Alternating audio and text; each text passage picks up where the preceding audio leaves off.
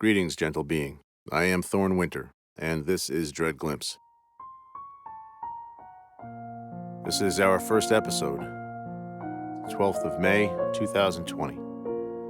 For this escape from reality, I have selected the Tapestried Chamber, written by Sir Walter Scott, a historian, poet, playwright, and historical novelist, born the 15th of August, 1771, 5 years before the War for American Independence, which Sir Walter referred to as the impolitic and ill-fated controversy.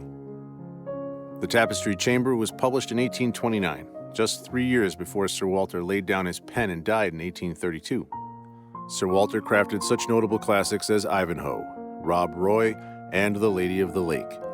This story contains the DNA of what would become known as weird fiction, and is of the Victorian vintage that H.P. Lovecraft was inspired by. Sir Walter called it a good ghost story, stating that he had heard it performed by a Miss Seward of Lichfield. I hope I have done it some honor, and that you like it. So now, gentle being, escape the horrors of this reality with me, into lesser terrors and fabricated nightmares, as we open our minds and hearts to a dread glimpse. The following narrative is given from the pen, so far as memory permits, in the same character in which it was presented to the author's ear. Nor has he claimed to further praise or to be more deeply censored than in proportion to the good or bad judgment which he has employed in selecting his materials, as he has studiously avoided any attempt at ornament which might interfere with the simplicity of the tale. At the same time, it must be admitted that the particular class of stories which turns on the marvelous possesses a stronger influence when told than when committed to print. The volume taken up at noonday, though rehearsing the same incidents, conveys a much more feeble impression than is achieved by the voice of the speaker on a circle of fireside auditors, who hang upon the narrative as the narrator details the minute incidents which serve to give it authenticity, and lowers his voice with an affectation of mystery while he approaches the fearful and wonderful part. It was with such advantages that the present writer heard the following events related, more than 20 years since, by the celebrated Miss Seward of Lichfield, who, to her numerous accomplishments, added in a remarkable degree the power of narrative in private conversation. In its present form, the tale must necessarily lose all the interest which was attached to it by the flexible voice and intelligent features of the gifted narrator, yet still read aloud to an undoubting audience by the doubtful light of the closing evening, or in silence by a decaying taper and amidst the solitude of a half-lighted apartment. It may redeem its character as a good ghost story. Miss Seward always affirmed that she had derived her information from an authentic source, although she suppressed the names of the two persons chiefly concerned. I will not avail myself of any particulars I may have since received concerning the localities of the detail, but suffer them to rest under the same general description in which they were first related to me. And for the same reason I will not add to or diminish the narrative by any circumstance, whether more or less material, but simply rehearse as I heard it, a story of supernatural terror. About the end of the American War, when the officers of Lord Cornwallis's army, which surrendered at Yorktown, and others who had been made prisoners during the impolitic and ill-fated controversy, were returning to their own country to relate their adventures and repose themselves after their fatigues, there was amongst them a general officer to whom Miss S. gave the name of Brown, but merely, as I understood, to save the inconvenience of introducing a nameless agent in the narrative. He was an officer of merit, as well as a gentleman of high consideration for family and attainments. Some business had carried General Brown upon a tour through the western counties, when in the conclusion of a morning stage he found himself in the vicinity of a small country town, which presented a scene of uncommon beauty and of a character peculiarly English. The little town, with its stately old church, whose tower bore testimony to the devotion of ages long past, lay amidst pastures and cornfields of small extent, but bounded and divided with hedgerow timber of great age and size. There were few marks of modern improvement. The environs of the place intimated neither the solitude of decay nor the bustle of novelty. The houses were old, but in good repair, and the beautiful little river murmured freely on its way to the left of the town, neither restrained by a dam nor bordered by a towing path. Nearly a mile to the southward of the town were seen amongst many venerable oaks and tangled thickets the turrets of a castle, as old as the walls of York and Lancaster, but which seemed to have received important alterations during the age of Elizabeth and her successor. It had not been a place of great size, but whatever accommodation it formerly afforded was, it must be supposed, still to be obtained within its walls. At least such was the inference which General Brown drew from observing the smoke arise merrily from several of the ancient wreathed and carved chimney stalks. The wall of the park ran alongside of the highway for 200 or 300 yards, and through the different points by which the eye found glimpses into the woodland scenery it seemed to be well stocked. Other points of view opened in succession, now a full one of the front of the old castle, and now a side glimpse at its particular towers, the former rich in all the bizarrerie of the Elizabethan school, while the simple and solid strength of other parts of the building seemed to show that they had been raised more for defense than ostentation. Delighted with the partial glimpses which he obtained of the castle through the woods and glades by which this ancient feudal fortress was surrounded, our military traveler was determined to inquire whether it might not deserve a nearer view, and whether it contained family pictures or other objects of curiosity worthy of a stranger's visit. When, leaving the vicinity of the park, he rolled through a clean and well-paved street, and stopped at the door of a well-frequented inn. Before ordering horses to proceed on his journey, General Brown made inquiries concerning the proprietor of the chateau which had so attracted his admiration, and was equally surprised and pleased at hearing in reply a nobleman named, whom we shall call Lord Woodville. How fortunate! Much of Brown's early recollections, both at school and at college, had been connected with young Woodville, whom by a few questions he now ascertained to be the same with the owner of this fair domain.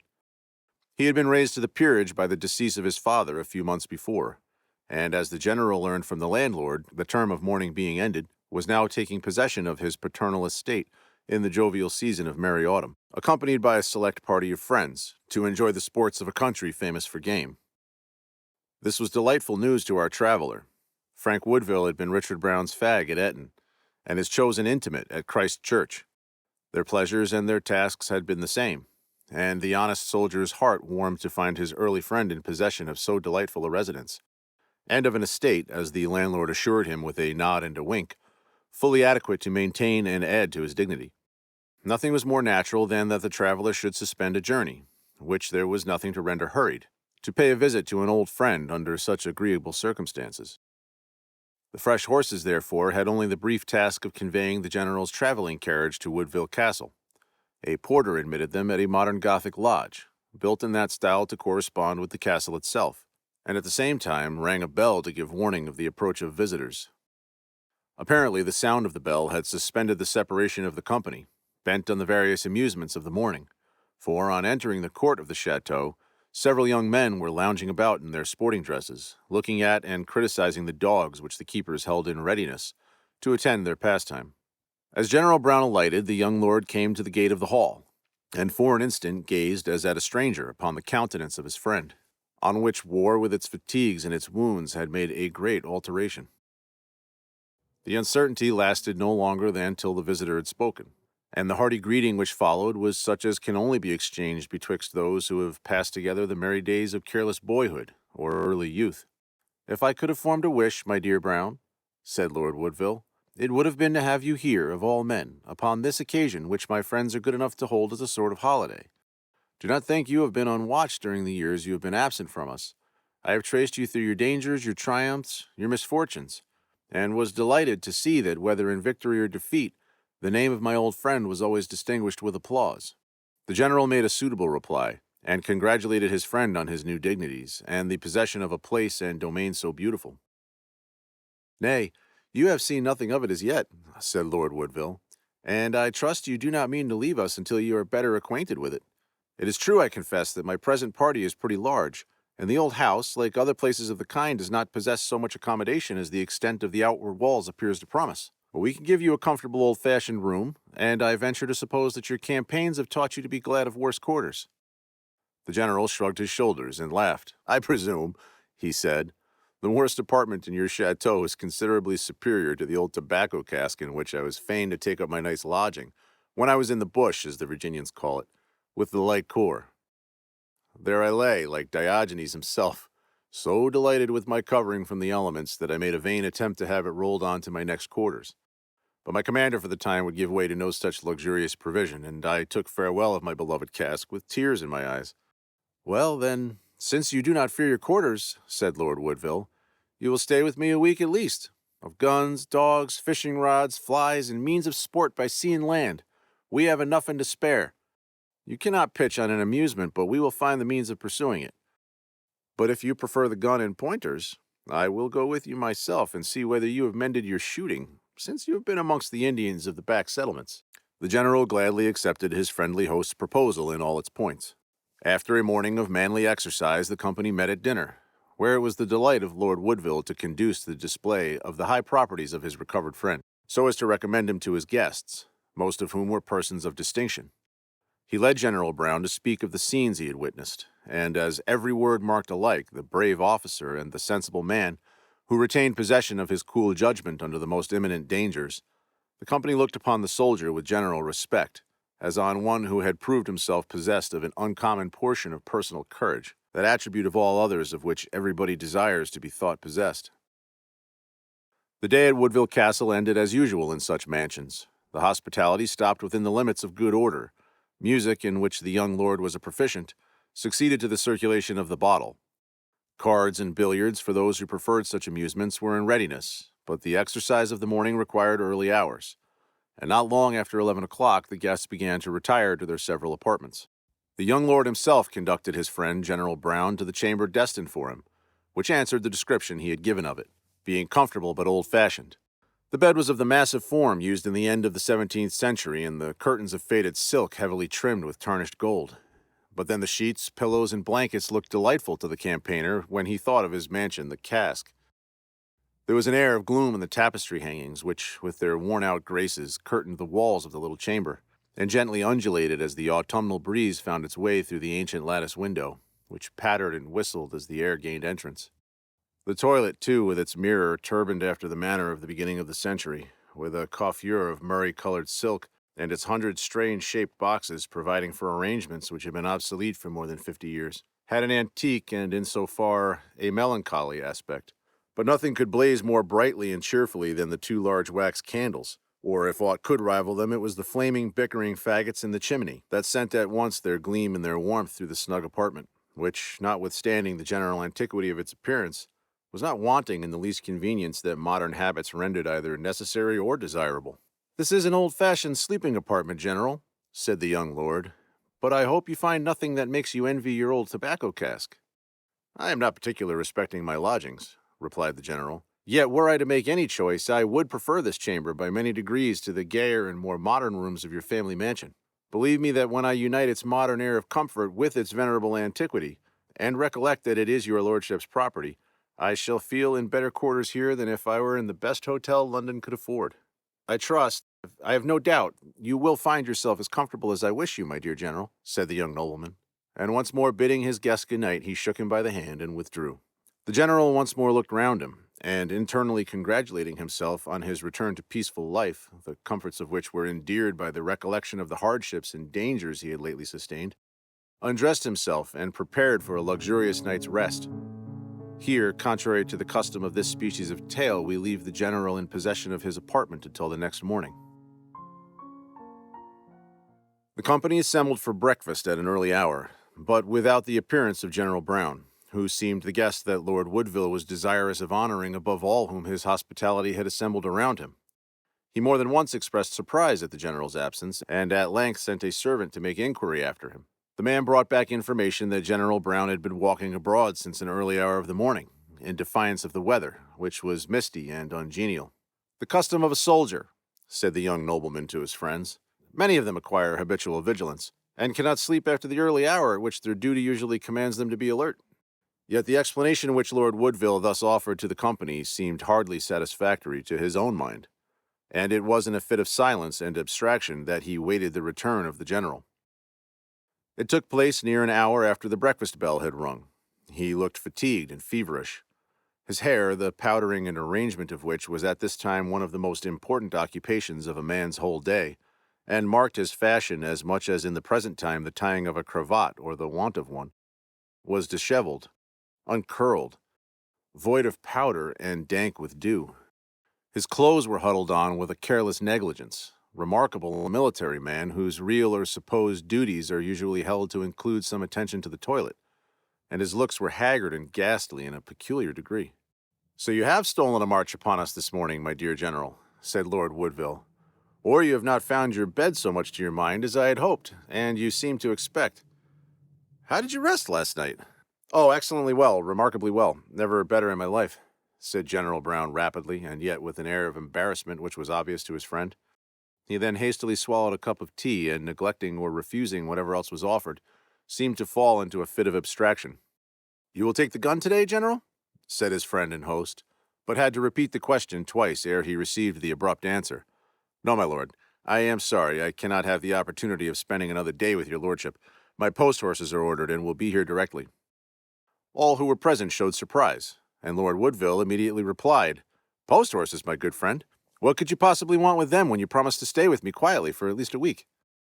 "I believe," said the general, obviously much embarrassed, "that I might, in the pleasure of my first meeting with your lordship, have said something about stopping here a few days, but I since found it altogether impossible." "That is very extraordinary," answered the young nobleman. "You seemed quite disengaged yesterday, and you cannot have had a summons today, for our post has not come up from the town, and therefore you cannot have received any letters." General Brown, without giving any further explanation, muttered something about indispensable business, and insisted on the absolute necessity of his departure in a manner which silenced all opposition on the part of his host, who saw that his resolution was taken and forbore all further importunity. "At least, however," he said, "permit me, my dear Brown, since go you will or must, to show you the view from the terrace, which the mist that is now rising will soon display." He threw open a sash window and stepped down upon the terrace as he spoke. The general followed him mechanically, but seemed little to attend to what his host was saying, as looking across an extended and rich prospect, he pointed out the different objects worthy of observation. Thus they moved on till Lord Woodville had attained his purpose of drawing his guest entirely apart from the rest of the company, when, turning around upon him with an air of great solemnity, he addressed him thus: "Richard Brown, my old and very dear friend, we are now alone. Let me conjure you to answer me upon the word of a friend and the honor of a soldier. How did you in reality rest during last night?" "Most wretchedly indeed, my lord," answered the general in the same tone of solemnity. "So miserably that I would not run the risk of such a second night, not only for all the lands belonging to this castle, but for all the country which I see from this elevated point of view." "This is most extraordinary," said the young lord, as if speaking to himself. "Then there must be something to the reports concerning that apartment." Again, turning to the general, he said, "For God's sake, my dear friend, be candid with me, and let me know the disagreeable particulars which have befallen you under a roof where, with consent of the owner, you should have met nothing save comfort." The general seemed distressed by this appeal, and paused a moment before he replied. "My dear lord," he at length said, "what happened to me last night is of a nature so peculiar and so unpleasant that I could hardly bring myself to detail it even to your lordship, were it not that, independent of my wish to gratify any request of yours, I think that sincerity on my part may lead to some explanation about a circumstance equally painful and mysterious. To others, the communication I'm about to make might place me in the light of a weak-minded, superstitious fool, who suffered his own imagination to delude and bewilder him. But you have known me in childhood and youth, and will not suspect me of having adopted in manhood the feelings and frailties from which my early years were free." Here he paused, and his friend replied, "Do not doubt my perfect confidence in the truth of your communication, however strange it may be," replied Lord Woodville. "I know your firmness of disposition too well to suspect you can be made the object of imposition, and am aware that your honor and your friendship will equally deter you from exaggerating whatever you may have witnessed." "Well, then," said the general, "I will proceed with my story as well as I can, relying upon your candor and yet distinctly feeling that I would rather face a battery than recall to my mind the odious recollections of last night." He paused a second time, and then perceiving that Lord Woodville remained silent, and in an attitude of attention, he commenced, though not without obvious reluctance, the history of his night's adventures in the Tapestried Chamber. "I undressed, and went to bed as soon as your lordship left me yesterday evening. But the wood in the chimney, which nearly fronted my bed, blazed brightly and cheerfully, and, aided by 100 exciting recollections of my childhood and youth, which had been recalled by the unexpected pleasure of meeting your lordship, prevented me from falling immediately asleep. I ought, however, to say that these reflections were all of a pleasant and agreeable kind, grounded on a sense of having for a time exchanged the labor, fatigues, and dangers of my profession for the enjoyments of a peaceful life, and the reunion of those friendly and affectionate ties which I had torn asunder at the rude summons of war. While such pleasing reflections were stealing over my mind, and gradually lulling me to slumber, I was suddenly aroused by a sound, like that of the rustling of a silken gown and the tapping of a pair of high-heeled shoes, as if a woman were walking in the apartment. Ere I could draw the curtain to see what the matter was, the figure of a little woman passed between the bed and the fire. The back of this form was turned to me, and I could observe from the shoulders and neck it was that of an old woman, whose dress was an old-fashioned gown, which I think ladies call a sack. That is a sort of robe completely loose in the body, but gathered into broad plaits upon the neck and shoulders, which fall down to the ground and terminate in a species of train. I thought the intrusion singular enough, but never harbored for a moment the idea that what I saw was anything more than the mortal form of some old woman about the establishment, who had a fancy to dress like her grandmother, and who, having perhaps, as your lordship mentioned that you were rather straitened for room, been dislodged from her chamber for my accommodation, had forgotten the circumstance and returned by 12 to her old haunt. Under this persuasion I moved myself in bed and coughed a little, to make the intruder sensible of my being in possession of the premises. She turned slowly round. But gracious heaven! My lord, what a countenance did she display to me! There was no longer any question what she was, or any thought of her being a living being. Upon a face which wore the fixed features of a corpse were printed the traces of the vilest and most hideous passions which had animated her while she lived. The body of some atrocious criminal seemed to have been given up from the grave, and the soul restored from the penal fire in order to form for a space a union with the ancient accomplice of its guilt. I started up in bed and sat upright, supporting myself in my palms as I gazed on this horrible specter. The hag made, as it seemed, a single and swift stride to the bed where I lay and squatted herself down on it in precisely the same attitude which I had assumed in the extremity of horror, advancing her diabolical countenance within a half a yard of mine, with a grin which seemed to intimate the malice and the derision of an incarnate fiend. Here General Brown stopped, and wiped from his brow the cold perspiration with which the recollection of his horrible vision had covered it. "My lord," he said, I am no coward. I have been in all the mortal dangers incidental to my profession, and I may truly boast that no man ever knew Richard Brown dishonor the sword he wears. But in these horrible circumstances, under the eyes and, as it seemed, almost in the grasp of an incarnation of an evil spirit, all firmness forsook me. All manhood melted from me like wax in the furnace, and I felt my hair individually bristle. The current of my lifeblood ceased to flow, and I sank back in a swoon, as very a victim to panic terror as ever was a village girl or a child of 10 years old. How long I lay in this condition I cannot pretend to guess. But I was roused by the castle clock striking 1, so loud that it seemed as if it were in the very room. It was some time before I dared open my eyes, lest they should again encounter the horrible spectacle. When, however, I summoned the courage to look up, she was no longer visible. My first idea was to pull my bell, wake the servants, and remove to a garret or a hayloft, to be insured against a second visitation. Nay, I will confess the truth that my resolution was altered not by the shame of exposing myself, but by the fear that, as the bell cord hung by the chimney, I might in making my way to it be again crossed by the fiendish hag, who I figured to myself might still be lurking about some corner of the apartment. I will not pretend to describe what hot and cold fever fits tormented me for the rest of the night.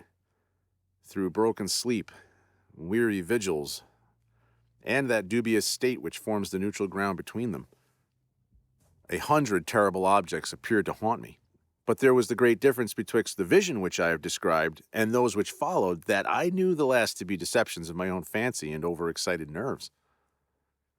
Day at last appeared, and I rose from my bed, ill in health and humiliated in mind. I was ashamed of myself as a man and a soldier, and still more so at feeling my own extreme desire to escape from the haunted apartment, which, however, conquered all other considerations.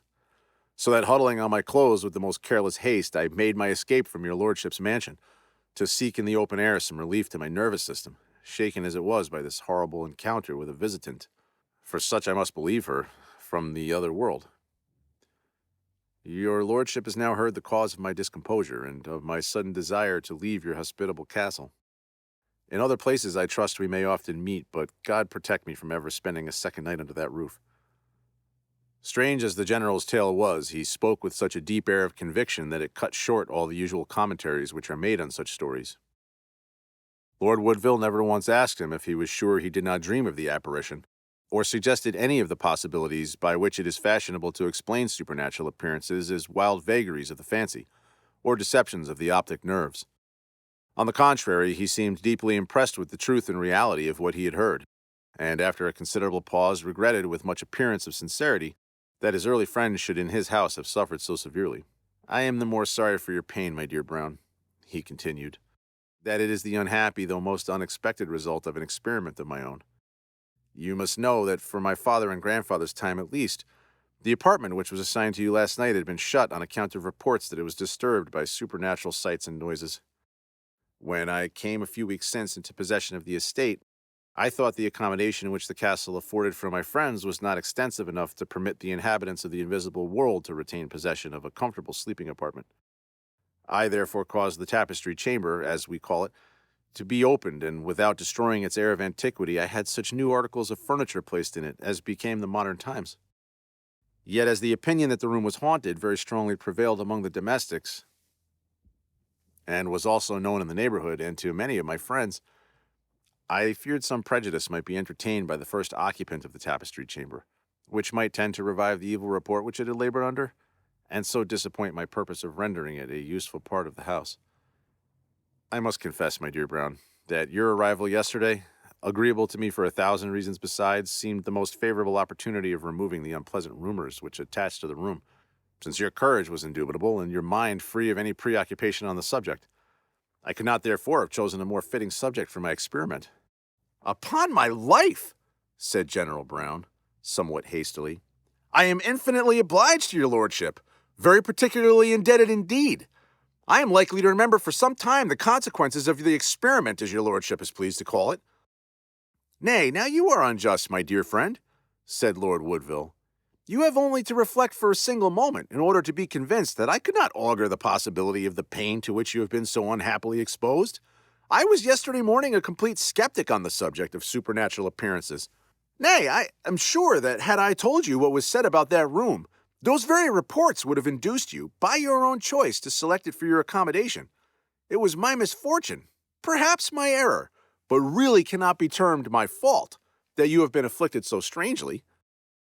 "Strangely indeed," said the general, resuming his good temper, "and I acknowledge that I have no right to be offended with your lordship for treating me like what I used to think myself, a man of some firmness and courage. But I see my post horses have arrived, and I must not detain your lordship from your amusement." "Nay, my old friend," said Lord Woodville, "since you cannot stay with us another day, which indeed I can no longer urge, give me at least half an hour more. You used to love pictures, and I have a gallery of portraits, some of them by Van Dyck, representing ancestry to whom this property and castle formerly belonged. I think that several of them will strike you as possessing merit." General Brown accepted the invitation, though somewhat unwillingly. It was evident he was not to breathe freely or at ease till he left Woodville Castle far behind him. He could not refuse his friend's invitation, however, and the less so that he was a little ashamed of the peevishness which he had displayed towards his well-meaning entertainer. The general, therefore, followed Lord Woodville through several rooms into a long gallery hung with pictures, which the latter pointed out to his guest, telling the names and giving some account of the personages whose portraits presented themselves in progression. General Brown was but little interested in the details which these accounts conveyed to him. They were indeed of the kind which are usually found in an old family gallery. Here was a cavalier who had ruined the estate in the royal cause. There a fine lady who had reinstated it by contracting a match with a wealthy Roundhead. There hung a gallant who had been in danger for corresponding with the exiled court at St. Germain's. Here one who had taken arms for William at the Revolution. And there a third that had thrown his weight alternately into the scale of Whig and Tory. While Lord Woodville was cramming these words into his guest's ear, against the stomach of his sense, they gained the middle of the gallery, when he beheld General Brown suddenly start, and assume an attitude of the utmost surprise, not unmixed with fear, as his eyes were suddenly caught and riveted by a portrait of an old lady in a sack. the fashionable dress of the end of the 17th century. "There she is!" he exclaimed. "There she is, in form and features, though inferior in demoniac expression to the accursed hag who visited me last night." "If that be the case," said the young nobleman, "then there can remain no longer any doubt of the horrible reality of your apparition. That is the picture of a wretched ancestress of mine, of whose crimes a black and fearful catalogue is recorded in a family history in my charter chest. The recital of them would be too horrible. It is enough to say that in yon fatal apartment incest and unnatural murder were committed. I will restore it to the solitude to which the better judgment of those who preceded me had consigned it, and never shall anyone, so long as I can prevent it, be exposed to a repetition of the supernatural horrors which could shake such courage as yours." Thus the friends, who had met with such glee, parted in a very different mood. Lord Woodville to command the Tapestried Chamber to be unmantled and the door built up, and General Brown to seek in some less beautiful country with some less dignified friend forgetfulness of the painful night which he had passed in the Woodville Castle. Thank you for experiencing Dread Glimpse's presentation of Sir Walter Scott's The Tapestried Chamber. If you enjoyed this performance and would like to help the show grow and improve, you can become a producer by visiting patreon.com/dreadglimpse, or you can send suggestions and comments to thorn@dreadglimpse.com. For more information, including our story submission guidelines, visit dreadglimpse.com. These and other links will be included in the show notes. And that brings us to the inevitable end of our first episode, which comes despite hope and faith. So until next that my echoes reach you from the abyss, gentle being, stay alive, stay cool, and most importantly, stay weird. I am Thorn Winter, and this is Dread Glimpse.